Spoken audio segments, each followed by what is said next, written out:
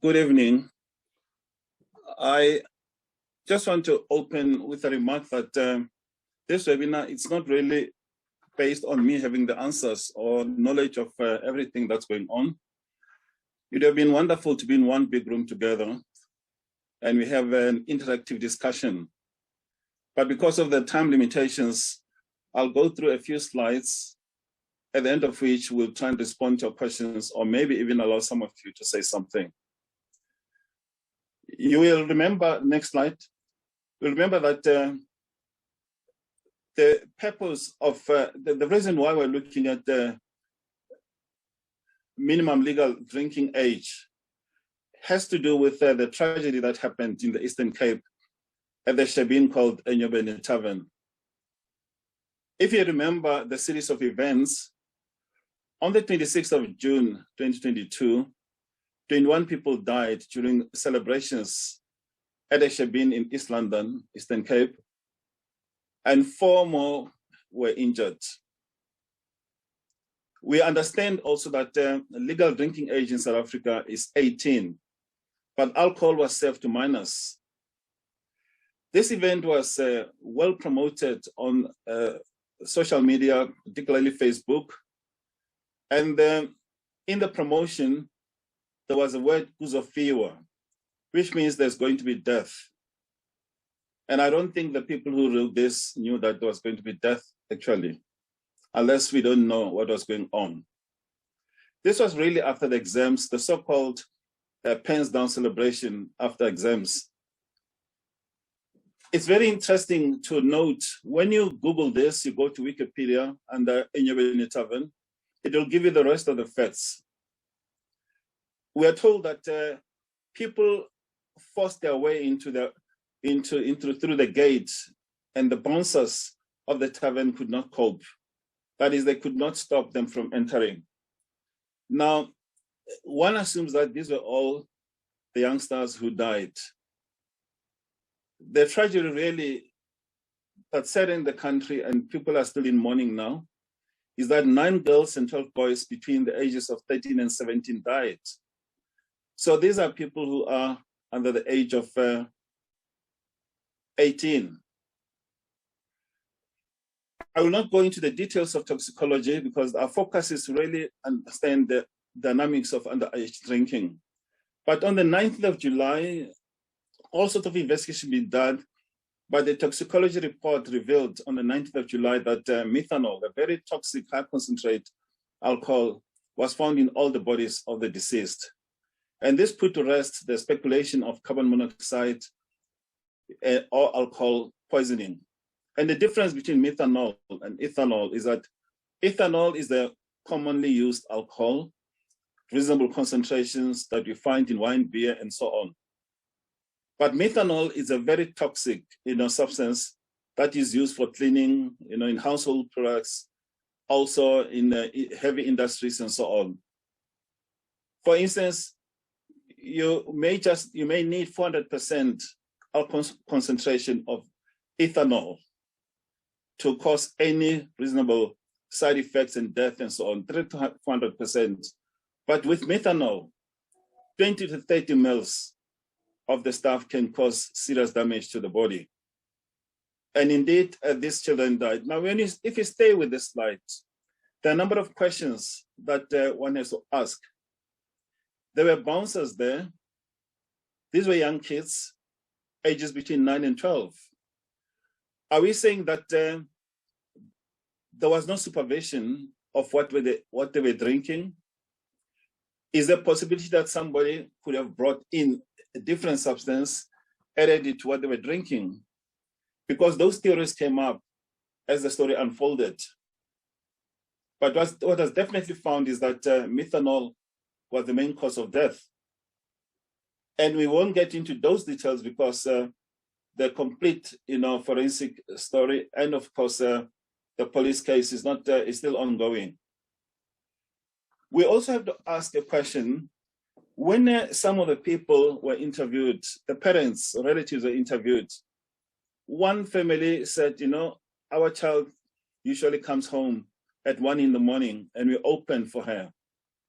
And they would be happy that she's back home.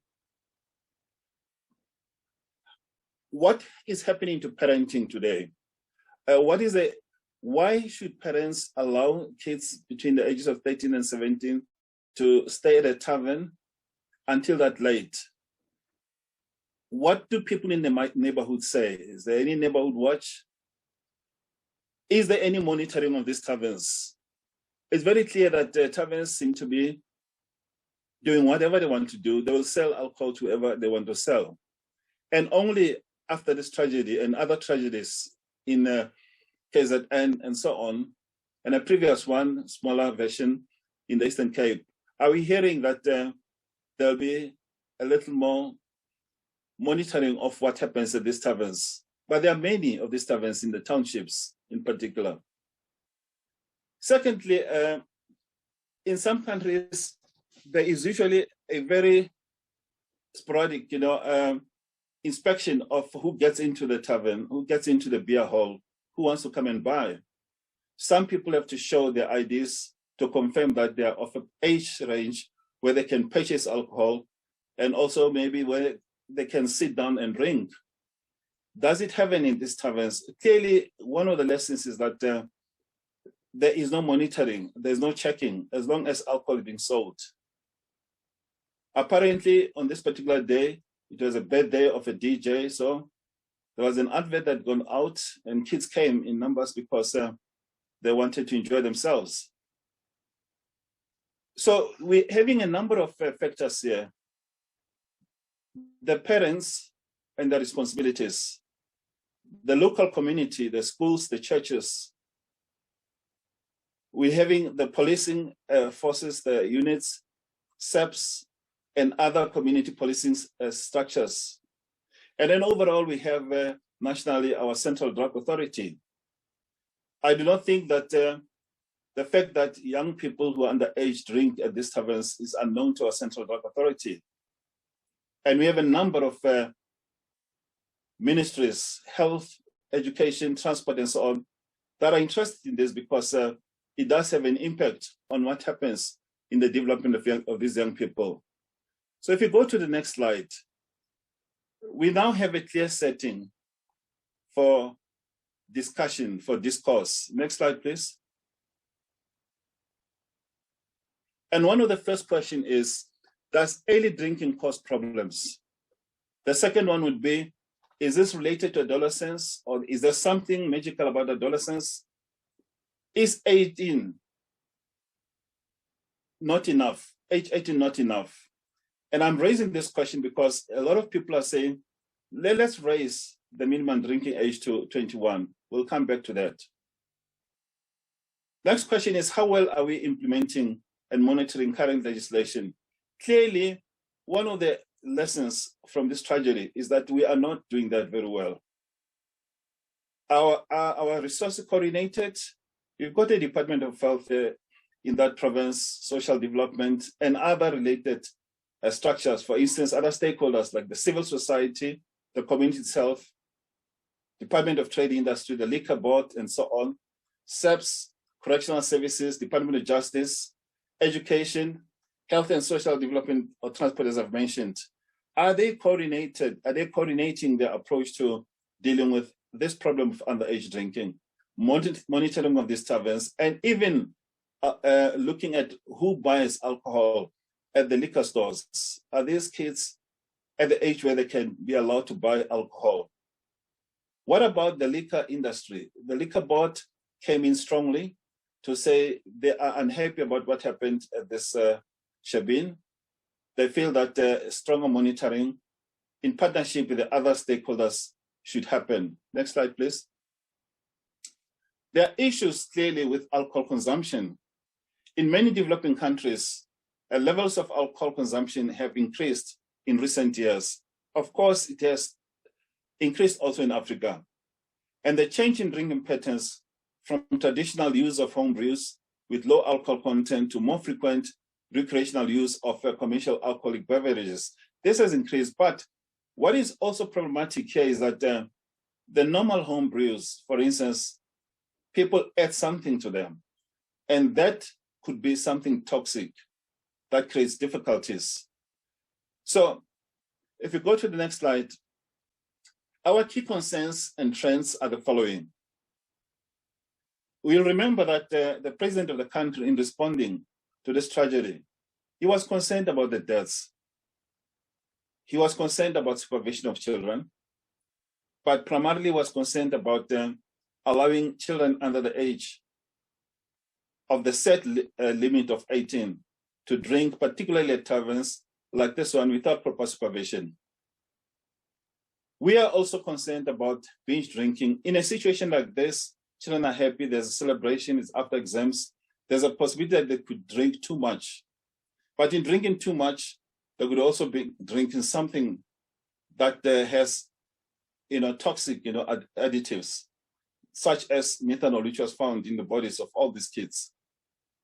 High number of severe injuries to the head and body have been noticed in car accidents and so on. And the blood alcohol level of 0.08 or higher was found in people who were injured in some of these accidents. We also note that there's an increase in school dropout rate. Now, if you look at these kids, when there was a funeral service and memorial services, their histories were read out. And it apparently appeared to be very nice kids who wanted to go to school, earn a certificate, be able to work, support their families, and so on. But suddenly they find themselves in this situation. Is it an issue of peer pressure, or this was just an accident that happened? We're in the period where we are so concerned about gender-based violence, but we do know that there's increase in sexually transmitted diseases and HIV/AIDS, and there's increase in social violence, particularly violence towards children and women, so-called gender-based violence. This country has had a high incidence of fetal alcohol syndrome. We'll come back to that. And there's a high incidence, or there's a high percentage relationship between alcohol and infectious diseases. There's increase in using other substances of abuse. So if you use alcohol, you find that you may smoke a lot, but in smoking a lot, you may want to smoke other things such as marijuana, you may want to add heroin and other opiates and so on. And that combination is problematic. Let's move the slides, please. The next one. So the overview of effects of underage drinking are the following. More young people die from illegal drinking than use of illegal drugs. I think this is very important. This means alcohol is more common and in society because it is cheap and it's easily available. The harder drugs do kill, but there are less deaths compared to those associated with alcohol. Drinking and driving leads to most deaths and morbidity among young people. Suicide due to depression and stress is the third leading cause of death in the age range 14-25 group. Sexual assault, including rape, is high in females, the gender-based violence that we've been talking about. There's a high risk of multiple partners in relationships, a failure to use condoms, unwanted pregnancies, and sexually transmitted diseases linked to amount consumed and related effects, because your inhibitions are down and you become courageous and you become a little aggressive in terms of making sexual demands. There is poor academic achievement. It is known that some kids leave school during school time to go to the shebeens, to go to these taverns to go and drink. It is rumored, it's common knowledge, apparently for people in the Eastern Cape around the place where this tavern was, that this wasn't the first time that young people went there to drink. There are other times that children went to drink at this tavern. And this comes back to supervision and monitoring what is going on there. Why would you allow kids during school time to be at the tavern, drinking? There is increase also in social violence and obviously potential to develop alcohol dependence in the future. I think this is important because when you scan South Africa, you look at the rehab centers, they are full, and they're full of young people who should be studying, should be at school or learning some skills to prepare for their future. Next slide. So there are a number of polemical issues which are dynamically complex. One of them is that alcohol has been part of society for years. So in the families, was there any control? Was there any way of encouraging kids to start drinking much later. Yes, in traditional society, adults, the elders would control that system, but they would introduce the children systematically to use of some of the substances. And some of the kids, of course, some adults would end up not drinking. So it is easily available, embedded in culture of celebrations of all sorts, weddings, you know, when people come back from the mountain, you know, when people have certain achievements at school, in church, and so on, christening of children, birthday parties. It's very nice, but we cannot say so loudly because people tend to enjoy drinking. But some people know that they should drink responsibly, but these young kids may not necessarily know. That is why the monitoring is important. It's a major contributor to national revenue for many countries. So when you really try and attack alcohol and say, you know, this should not be sold to young people or it should not be sold in certain places. You know, for instance, during the COVID lockdown, there was an uproar, of course, and of course the companies, you know, won the case in court. They wanted to have alcohol freely sold. But of course, the country government stood firm for a period not to sell alcohol freely. Whether that's rational or not, we want to believe that it helped to a certain point. So age restrictions and hours of business enforcement is an issue. Should we enforce or should we just assume that people will use alcohol responsibly? And there are all sorts of questions about advertising, but there is no real proof that restrictions lead to less use. So if you advertise throughout the day, does it mean you are exposing even young children to alcohol? So, but advertising, we do know, improves sales. However, does it also improve use by children under the age of 18? Year in, year out, there's increasing taxation on alcohol products and also cigarettes and so on. But the sales still go up. That's a very interesting issue. It seems as though people may run short of money to buy food, but they'll not run short of money to buy alcohol and cigarettes. So we are at a stage where the age of use has come much lower than 18 in many countries. However, in our country, the minimum age of purchase is still 18, and the minimum age of use is still 18, except that we know that there are many children under the age of 18, as evidenced by what we saw in this tragedy, are using alcohol. And even much younger than that, we have 9-year-olds, 10-year-olds who were found drunk and would not go to school. They had all sorts of problems because of use of alcohol. Now, how do you deal with these things as a society? Next slide. So it tends to be associated with smoking, loss of inhibitions, and reckless behavior. Dynamics of underlying personality types are not fully explored. Who ends up abusing alcohol or addicted? And I think this is an important question because there are many families that use alcohol, but they use it responsibly. They use it during celebrations, they use it around meals and so on. But you may not find someone with an addiction in that family. So who goes forward to become addicted? Industry has sponsored major events in the world, including education and sports, the alcohol industry, the cigarette industry, and the sporting managers welcome those sponsorships because they make life go on. Some people are, but they may not use the stuff themselves, but people who attend the activities tend to use alcohol, and of course they tend to smoke. So there's a love-hate relationship with governments because there's a revenue from the taxes, and that helps to take care of certain other businesses of government. So the purists still have problems. It's similar to those who partake of alcoholic beverages because they say, look, we don't drink, or we drink, but look at them, they are not drinking, but they have similar problems. They also get depressed, they have marital problems, they also fight, they also abuse their children and women. So is gender-based violence only high amongst people who drink or overuse alcohol beverages? Or do you find it generally in society determined by an underlying personality factors or underlying dynamics of that marriage or relationship? Next slide. So those are the issues that dynamically have to be looked at. We know some of the effects of alcohol, which include intoxication, and this impairs brain function and motor skills. No one can say he can drive safely when intoxicated. We know that every year, during Easter time, during Christmas time, 400, 500, 600 people. We've had years where over 1,000 people died from motor vehicle accidents. And most of those accidents were because the drivers were drunk or had used other substances. Alcohol reduces inhibitions, it promotes socializing. Some people cannot feel free. They think they must take a drink or two, but a drink or two may lead to a drink or four, 4, 5, or 6 drinks. It affects every organ of user's body and can harm the fetus.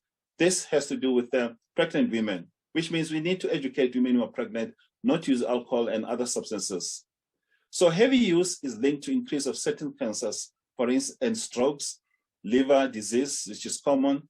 If you go to any medical ward in any hospital, most of the admissions in the medical ward are related to morbidity due to alcohol use. The highest incidence is alcohol use. And of course, we have substances like cannabis, where you find young people who are admitted. Moderate use is associated with decreased cardiovascular problems and delayed onset of dementia. And these are things that come up from studies. But I think, when you quote a study and says moderate use is associated with decreased cardiovascular problems, you must have had a big cohort that gives you an idea that people have been drinking, but not so many of them have had serious problems in terms of cardiovascular complications. But certainly, people who overuse it tend to have cardiovascular problems. And these are the people we admit, and they spend a lot of time in hospitals. And of course, there is speculation, obviously, that there's early onset of dementia. Next slide. So strong craving for alcohol and or continued use, despite harm or personal injury. This is what dependence is about. You want more of the stuff, even if you know that it's not good for you, that it makes it difficult for you to perform your daily duties. Abuse leads to alcoholism, a pattern of drinking that results in harm to one's health, interpersonal relationships, or ability to work. The harms that are associated with will be physical illness, frequent accidents, school dropout, absenteeism, and poor work performance. Every Monday, people don't go to work. So most companies know that every Tuesday, they will be receiving signals, some real, some forged, of people who were not able to just wake up and go to work on Monday. It has interfered with medical stability, so it causes a lot of marital instability. So the prevalence, next slide, of alcohol abuse, stated in different ways, but this depends on the country. 15.1 million people abuse or are dependent on alcohol in the United States. 4.6 million of women, of whom are women. This is a study by the NIAAA. In South Africa, we have 2 million, 2.5 million of people. And of course, we can go up to 44 million of people who tend to use, but not necessarily abuse. So some of the data from Secendo indicate that alcohol is most abused substance in the region, followed by cannabis. It accounts for most admissions for treatment throughout the region, complicated by use in combination with other substances, marijuana, heroin, and of course, addition of concoctions, other things that are not known to us. If you look at the next slide, adolescent alcohol use is a problem. Current use range is between 21.5% to 60%, which is very high. And 14 to 40% of it includes binge drinking. So these guys are gulping lots of glass of alcoholic drinks, cans of alcohol drinks in one sitting. And they say, well, it's just for tonight, but that has an effect on the body.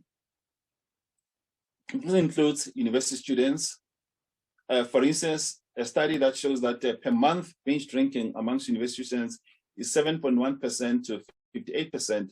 It is a study done by Pelsa, there's a South African study, which means that it is very high. And this has to do with issues that were observed and real studies that were done in this country. So binge drinking, in the next slide, having This means having 5 or more drinks in a row at one sitting in the past 2 weeks. This seems to have declined amongst some high school students, however, increased slightly among high school seniors. Patterns seem to be associated with availability of alcohol and access to alcohol and money.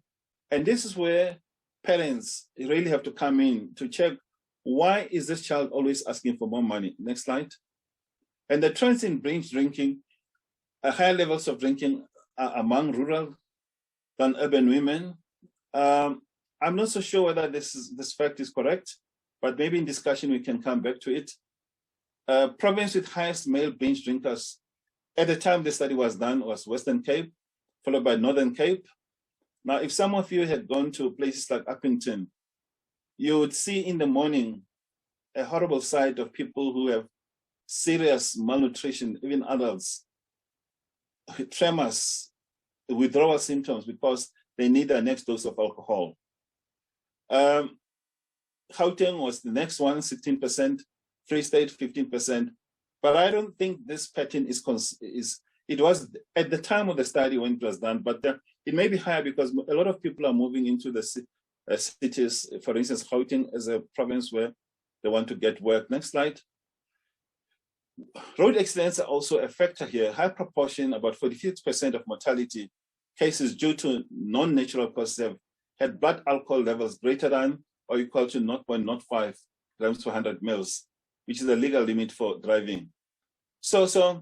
And remember that in some countries, there's zero tolerance. If you're going to touch a car, if you're going to drive, and you are tested, there must be zero alcohol in your blood. So it means if you know you're going to drive, you use a taxi or get somebody to drive you, and the driver should be sober at all times. Now, some people have difficulty practicing that. There was a huge study done, next slide, indicating blood alcohol concentrations in a population of about 10,613 participants. But this was out of a total of 31,177 participants, fatally injured cases who were recorded. But the blood alcohol concentration was only obtained in 10,613 cases. And the biggest portion, the blue portion there, shows you the percentage of people who were involved in one accident or the other because of high levels of alcohol concentration. Next slide. And this basically is the summary of the graph that we've just seen. When they looked at the samples, they were looking at issues of violence, suicide, matters relating to transport, non-transport, and undetermined factors. But the overall, the blood alcohol concentration levels in cases where a test was done show a mean score of 0.17, very close to the minimal legally accepted range. The next slide also, let's move on to the next slide and the following one. Next one. So the blood alcohol level per transport user, we're looking at the driver, the passenger, pedestrian. I mean, some drivers are sober all the time, but they battle with the passengers who are drunk and who may fight within the car and then cause them to stop at wrong places, and that causes accidents. We don't know how many accidents are caused by the cantankerous behavior of passengers in the cars. And of course, pedestrians, this is recorded all the time. Cyclists, you assume that every cyclist is sober, but there are many cyclists who are not sober. And of course, there are other unspecified, users, people who were tested. And this was a study done in the United States. Next slide, please.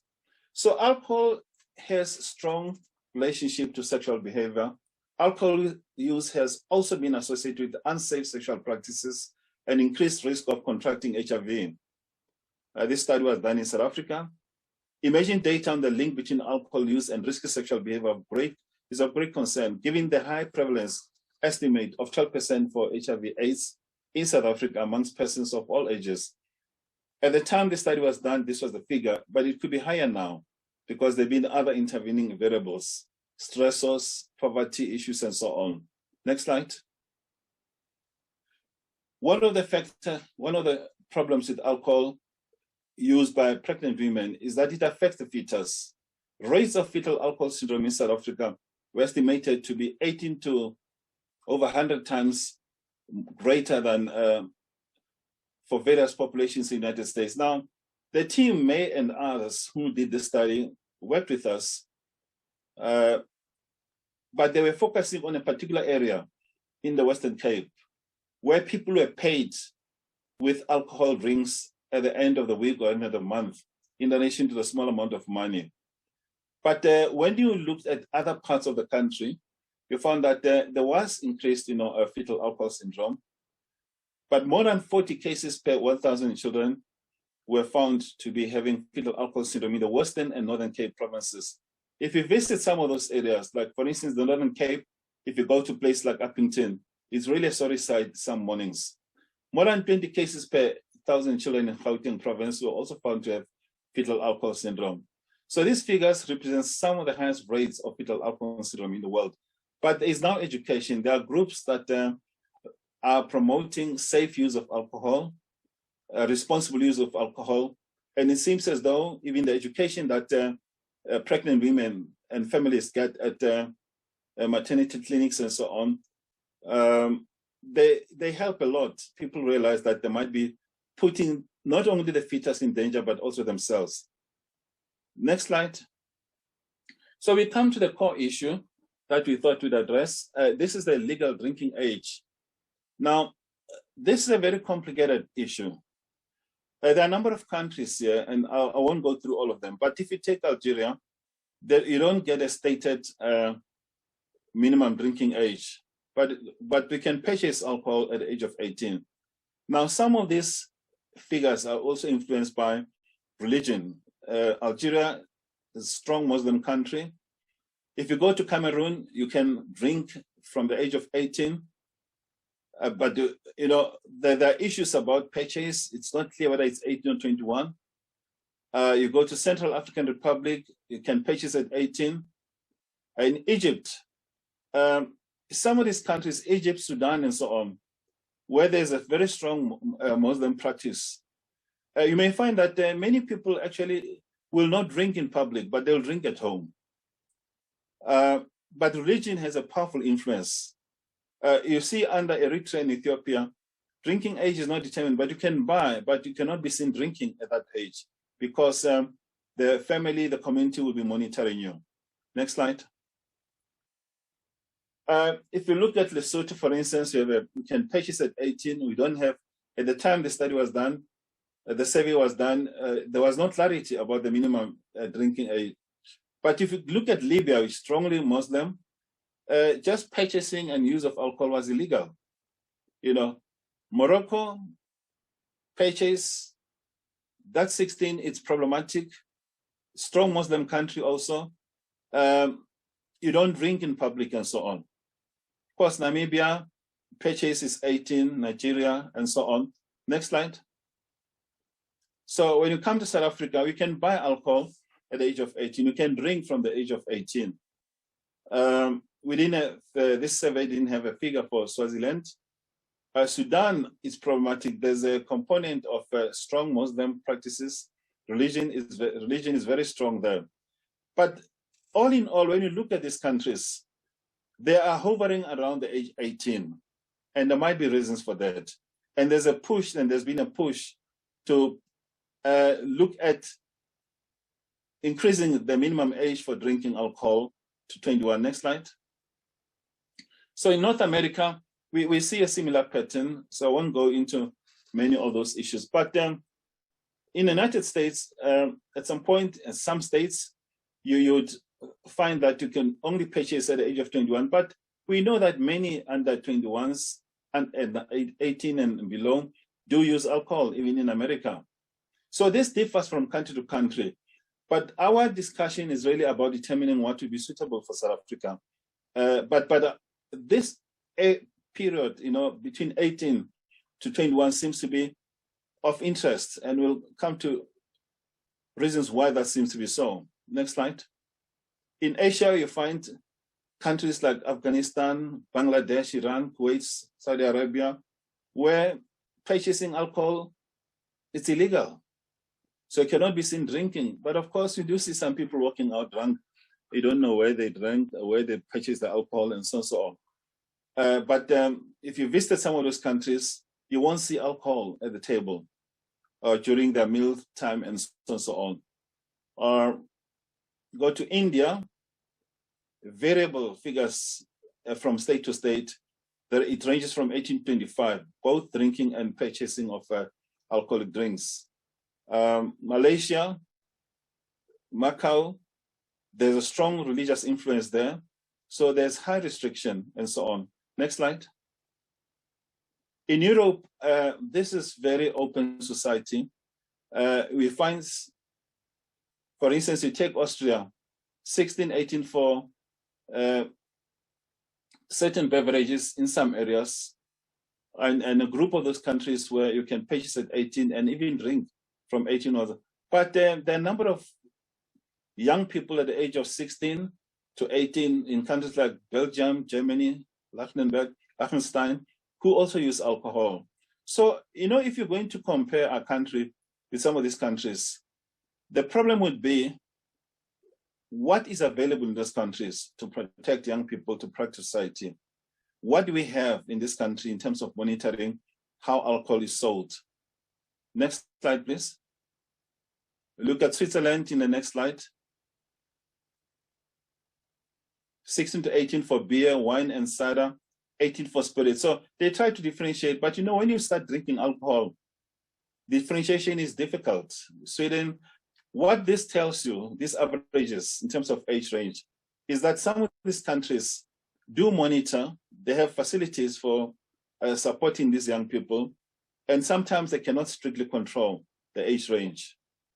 Romania, there's a strong age religious influence, but you can only purchase after the age of 18, but drinking, people drink quietly, privately, under the age of 18. In Norway, sale of alcohol is very restricted. To buy in certain places, they check your ID, and so on. Next slide. So in oceanic countries, it's the same pattern, but some of these countries like Fiji have gone to a higher age range. For instance, Guam, Federated States of Northern Mariana Islands, you can only purchase after the age of 21, but I want to believe that is changing. Fiji, 21, but you know, and there was a variance that some people do actually drink at the age of 18 and above, and so on.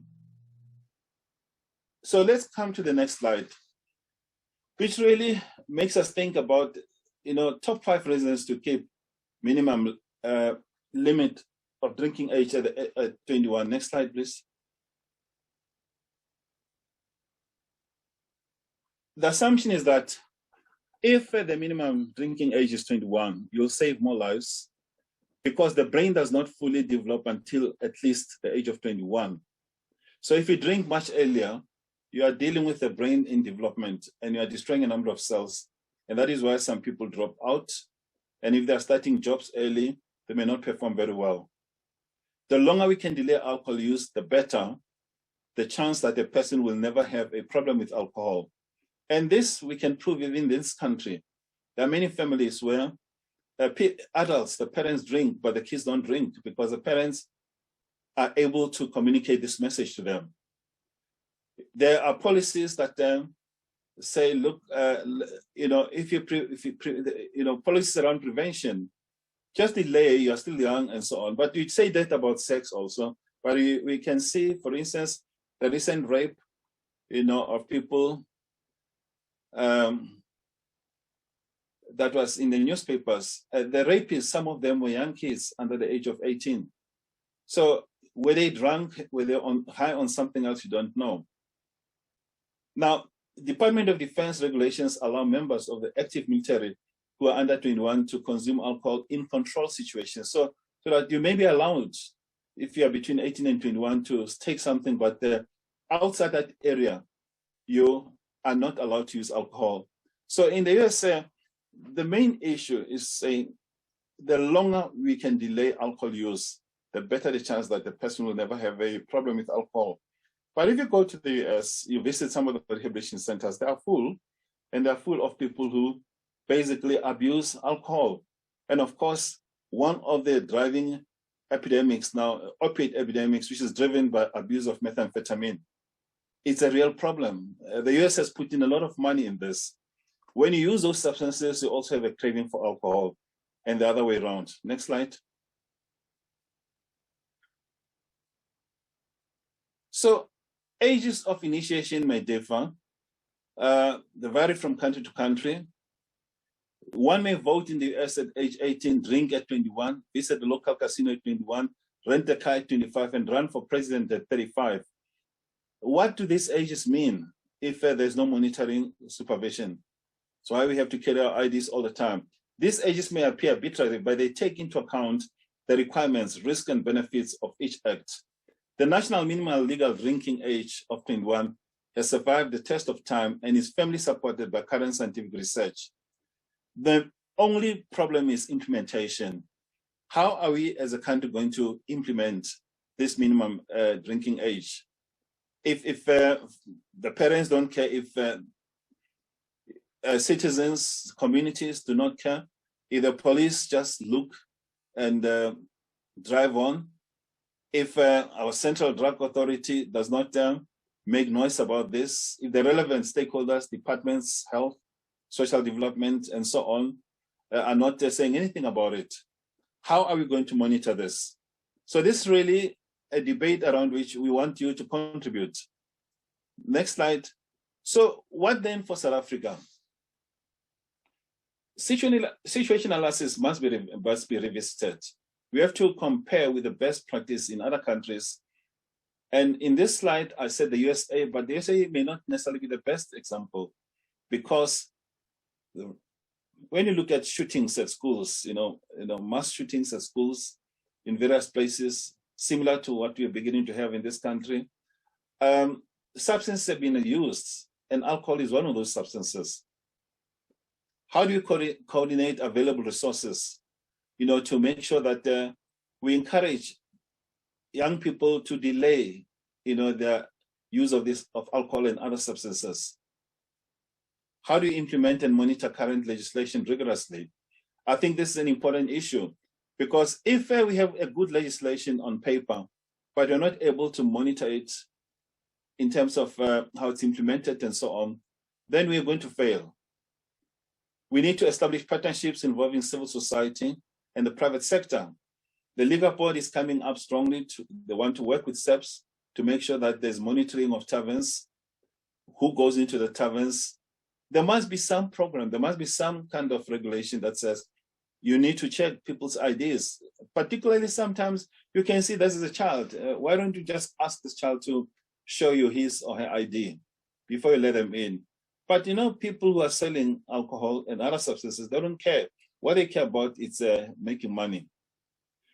We may have to increase to 21 in the long term. Now, the president of the country mentioned this as a probability. He's obviously sure that it's not going to be an easy task, because who will protest more? The industry itself, alcohol industry, will protest that you are really interfering with our sales. We have programs of responsible use of alcohol. I think this is the essence of the polemic, and I think we have to now come up. And I must indicate to you that this talk we discussed and shared 10 years ago, but instead of things changing for this country, they're getting worse. There's too much alcohol used by young people. There's too much use of alcohol plus other substances, such as marijuana and heroin, cheap heroin, nyaupe mixed with cannabis. Heroin mixed with cannabis, giving you nyaupe and so on. And in addition, on top of that, you drink. That generates so much aggression and so much violence. That is why we're having so much abuse of children and women. I would like to round off by saying that we do have a problem as a country. If law enforcement doesn't come in to assist us and empower families, communities, and assure us that when you allow people to open taverns all over, I mean, there are townships where every street there's a tavern. And when you drive past those taverns or you drive through any of those streets, who is populating most of those taverns or shebeens? It's young people. And they're in shocking states, some of them. The language is foul. The behavior is really horrendous. And of course, the accidents, stabbings and shootings that occur there. I'd like you to thank you for listening and hope that we can take some questions from the chat box. And I don't know whether some of you will be able to unmute and talk, because I've really been interested in hearing what your take is on this subject. Thank you very much. Prof. Ratamane, so I'm going to be relaying some of the questions that have been raised by our attendees. And then I think we'll go through them one by one and you can answer them. So the first question is coming from Dr. Malutsi. There has been talk about opioid substitution therapy for heroin use. Her question is whether it is effective and what your view is on this initiative. Eva Malutsi, we work together in the Department of Health, and we're promoting this program together, I think. We used to do that together. The United States has implemented this. Now, the answer is, if you don't do anything, the situation gets worse. But if you provide some kind of relief in terms of reducing withdrawal symptoms, in terms of directing people to a source of help, the severity of withdrawal symptoms and associated violent behavior decreases. I support, opioid substitution treatment. What we do need is to find cheaper, medications in that field.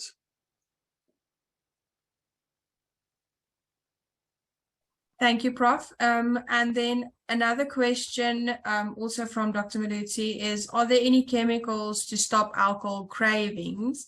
Perhaps this must be the greatest focus for intervention. Alcohol is very complex.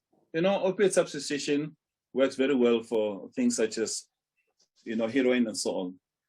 But with alcohol, what seems to, there are substances such as naltrexone and others that have been tried, but they are not proven to be very effective. You don't want to replace alcohol addiction with another form of addiction. But in the initial phase, if you can let people know that we are only dealing with the initial phase to help you through the withdrawal phase, but at the end of the day, alcohol abuse needs an attempt to go towards abstinence or to go towards reduced use, meaning responsible use of alcohol. If one can achieve that, that is okay. But I personally do not recommend any of the medications. There were all sorts of aversive therapy type medications. They would work for a few days, few weeks, but people relapse. The relapse rate would be high. So yes and no. I think we have to encourage people to either stop drinking or reduce dramatically, or so that they can continue their day-to-day life.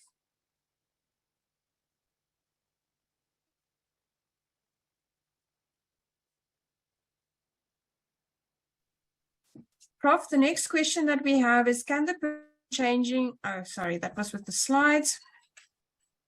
Then we had another comment. I don't think the problem is with the age alone. If the current age restrictions can't be adhered to, there's no guarantee that changing age will help. Health education, structure for children, and educated parents, if parents start setting these examples, are important. Your views on this? I agree. I think that answer, that statement is perfectly correct. However, there must be an attempt to monitor people who buy alcohol. Don't sell to 12-year-olds. Don't sell to 14-year-olds. Don't tolerate seeing 14, 15-year-olds drinking in public. There must be a caution for that. There must be reprimanded very strongly. You want people who seem to be mature, over the age of 18, and of course, around the age of 21, where the brain is better and more developed, to prevent, getting addicted to alcohol and becoming an alcoholic, or even addicted to other substances. So I think that it's a total involvement of all the stakeholders we talked about, constant monitoring, constant advice, advocacy, which groups like SANCA are doing very well. You know, people who go to SANCA facilities, first of all, helped in terms of going through withdrawal, looking at life differently, and being directed to other sources. For instance, one of the studies we really want to do is to look at the role of employment, you know, in dealing with people who come out of rehabilitation. Many people say, well, you know, I was in rehab for 6 months, but when I went out, I went home, I was like a loner. I was like, I couldn't fit in. I didn't have a job. I couldn't contribute, you know, to whatever they needed in the family. So is there a chance that we can now look at linking rehabs to development of skills such that people can get some jobs and some income, so that they also feel strong, positive, that they're contributing to their families, and not allow them to get depressed and anxious, and they end up stealing money to go and buy alcohol or other substances. So there's an issue there of the revolving door syndrome. If you don't do something for those people, they go back without jobs, without education, and they will drink again. Next question. Prof, the next question is, we have a strategy as a country on the National Drug Master Plan. What is the success rate and the implementation of the strategy by the local drug action committees in the various 9 provinces? I don't know. You know, I was in the Central Drug Authority for 2 terms. I just feel that the Central Drug Authority is not visible enough. The strategy is there, but I don't know the extent to which it is implemented. If Eva was able to speak aloud, unmuted, she would also comment on this. I don't know who else from the National Department of Health is there. But, you know, the documents are wonderful. We have contributed to the health aspect, health component of that strategy from the National Department of Health. But the implementation is another issue. I'll give an example. When we went to the different provinces, you know, as part of the Ministerial Advisory Committee on Mental Health, we found that the various provinces are not well organized in terms of dealing with mental health issues, including substance abuse problems, in terms of training people, in terms of reaching out to the community. District services are falling apart, and that we need to reinforce those. We need to make people feel strong and not shy about seeking help. So I want to think that the Central Authority must not really be about meetings and developing strategy, but they have to go out and see what is happening in those communities and have focused meetings where they can groups teach people about the various aspects of substance abuse. That would be very helpful. I think that's key. But if we just develop strategy and we talk about this in webinars like this, in conferences, but you don't go into the communities, it's not going to work, because you don't quite see how bad this is. You don't also quite experience how difficult it is to change people's way of thinking, for them to see life differently, life without alcohol or without too much alcohol. So I'm asking for proactive, you know, participation in community structures to help people understand, number one, the problems of overuse of alcohol and other substances, and also how they can actually live life without those substances, or if they still feel they have to take them, how can they use them moderately or responsibly and be actively involved in some job to generate income. Thank you. Thank you, Prof. The next question we have is, should we not have a law that will also hold parents responsible for underage drinking of children, particularly those parents who allow their children to visit liquor stores? My parents send me. If the child says, you know, my parents send me to buy, they will go and arrest the parent. But I don't know how easy it will be to implement that here, because from the events recently, it's obviously difficult. You know, I don't know whether that topic can be revisited, but I want to blame the point of sale where these young people buy alcohol and they're underage, or they drink in those premises, they're underage. That is where control can be exercised. The owner of that place should be arrested. The owner of that place should be fined, or the facility should be closed if it's found to be selling to minors and so breaking the law, because the law is there. Don't sell to minors, and don't allow minors to drink in your premises. Let the parents come and buy the stuff for themselves and go and drink at home. If the minors want to drink, they must drink privately at their homes if the parents allow it. But it's a problem if you put it all on the parents. Parents are dealing with a lot. They have to monitor education, homework and other things. They must monitor sexual development of children. They must monitor their interest in the use of alcohol and other drugs. They must support their kids against, peer group pressure and so on. So we're putting a lot on parents, but point of sale is critical, But parents should not just be giving children a lot of money without knowing what the kids are doing with that money. I think that's very important. Not that they should ask every time, what did you do with the 100 rand I gave you? But the child who will be asking for 500 rand every other day, and you just give because you have the money, that's the problem. It's a sign that something is happening. This child may be up to something. So you have to know your child. I think that's the best we can say. Parents must know their children and be able to pick behavior that deviates from the norm. Thank you.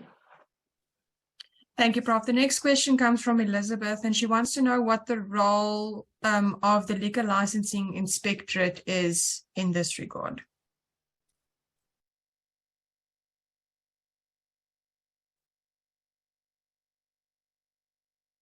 The problem that we have, as evidenced by the tragedy in Eastern Cape and other tragedies, KZN and elsewhere, is that those guys, we don't know what they're really doing, because they should be moving around. For instance, there's a law that says you cannot have a tavern or a liquor store near a school, but you'll find areas where just around the school, there'll be 3 or 4 drinking places, So even during break, the kids can just walk there and drink.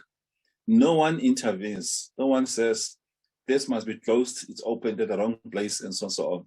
So these are issues that must be revisited and very enforced. So law enforcement, again, is fundamental in these processes.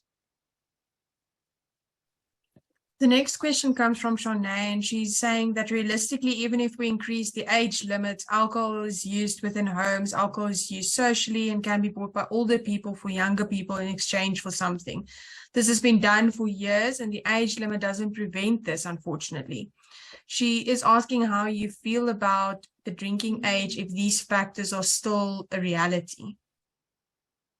We've covered that in the presentation, and I said that those are some of the polemical issues.